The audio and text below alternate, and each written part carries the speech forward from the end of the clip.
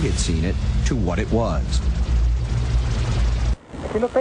Now, for the first time in its entirety, you are seeing the Mexico City saucer just as we first saw it. We haven't enhanced or manipulated the footage, and we haven't removed anything. Translation is being withheld because of the nature of the language used. Let's just say the shooter and his friend are very excited.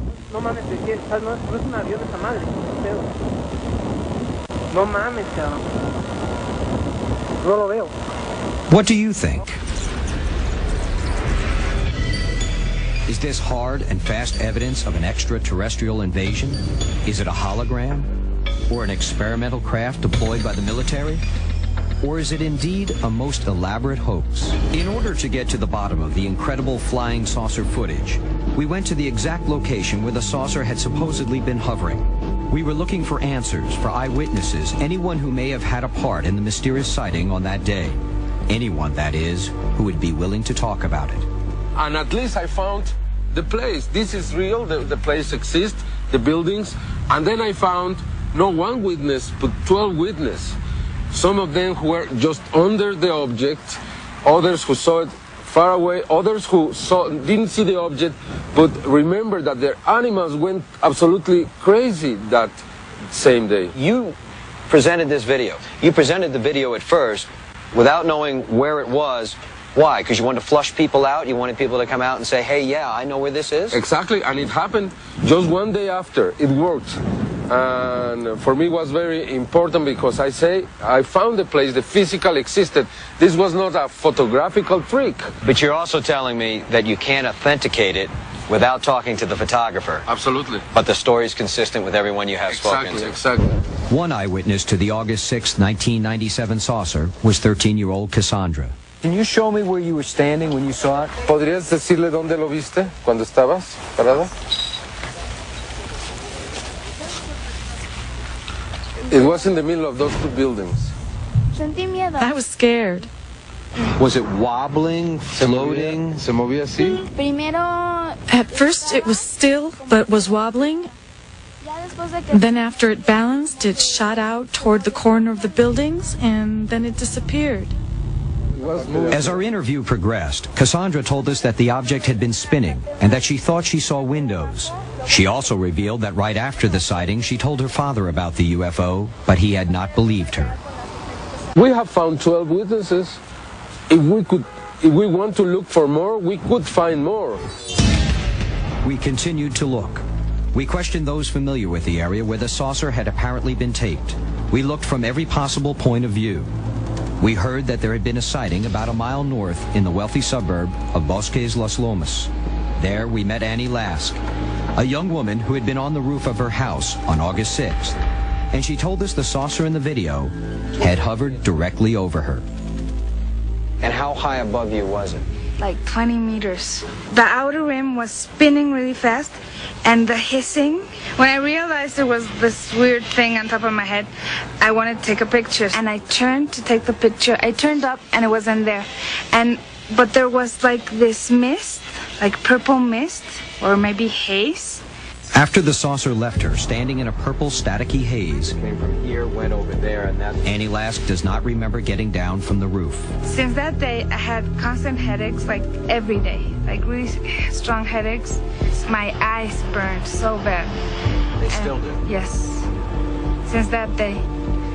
We've done a site survey in this exclusive neighborhood and believe that building is where the infamous videotape was shot.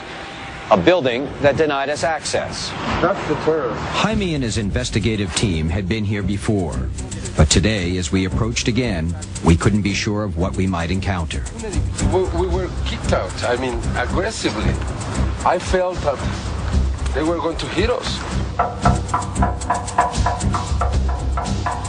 On this day, we weren't kicked out, we were locked out, and inquiries about what business was being conducted in this unmarked office building went unanswered.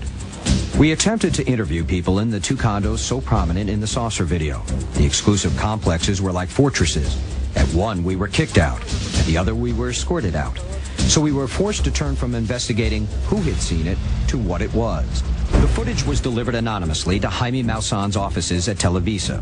Now we are taking the footage to Propulsion Aviation and video analysts for their opinions. Allison Holloway interviewed David Froning, who is a propulsion engineer and 30-year veteran of McDonnell Douglas. What's your best guess of what this is? I think it's an intelligently controlled craft. It looks like it's being propelled by what we call field propulsion, a propulsion or a mode of impulsion which we ourselves have not fully developed yet. This country has built vehicles that are lenticular in shape, just like that. They're driven by high-performance gas turbine engines that can kind of fly around in the sky just like this did. So you're telling me that we have something in existence like this already that looks what, like a flying saucer? It looks like that, it wobbles like that, right. But it makes a lot of noise. The wobble that it's making, drawing on all your experience, does it look to you like it's out of control? Well, the wobble at the onset looks like an object suspended by a string. But then when you test it, it's not that. Also, many other videos of UFOs wobble like that. We took the footage to Ray Raimondi and Fred Giaratana, who are special effects supervisors at the award-winning commercial division of Digital Domain, the company responsible for the special effects in the movie Titanic. Fred, smoking gun or hoax? Definitely smoking gun. Why the glint in your eye? Because I'm very excited to see this. It's to me, it's the most compelling footage that I've seen. This might be the one that we've been waiting for. Ray, smoking gun or hoax? Really good hoax. A hoax in which there was physically a craft over this apartment building, or a hoax that was done in a computer-generated lab such as this? Right. From what we've been able to look at, it looks like either it was done amazingly well from a CG point of view, like in a computer effects place or something like that. But I don't really believe that. There's just too many things that make it look like it was really, really there. It was photographed in the camera, meaning that it wasn't affected afterward. Like, for instance, when it goes behind the building, the way the edge breaks apart is kind of consistent with the way video consumer cameras just kind of break up on those edges. All right, so we're on the wide shot. If you can pull that back just a little bit. We're on a wide shot right here. And you can see a little figure up here to the left of this apartment building.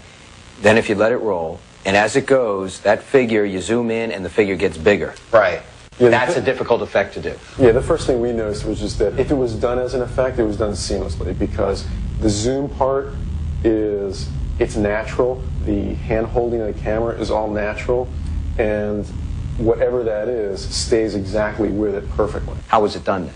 My theory in looking at it is it looks like it's being suspended from something above, like a helicopter. It's so far away and hazy that if there was a cable there, you wouldn't see it. Am I correct in hearing that you both agree this did exist over these buildings on that day when these pictures were shot? More than likely. You disagree whether it's a man-made hoax or a real deal craft of some sort? It was a misty day. Who knows what all the mechanisms are available for stealth and cloaking of these kinds of ships? What if the pilots of this ship realized when the person shooting the video had them locked on, holy smoke, somebody can see us now, and they revved up their engines, got out of there? I think if this was a hoax, they would have come out already. In 6 months, 2 years, nothing has happened. The truth hasn't come out, but nobody has proved this wasn't real. Then I think we have the real thing. But in the shadow world between UFO, Black Project, and hoax, there are no absolute truths.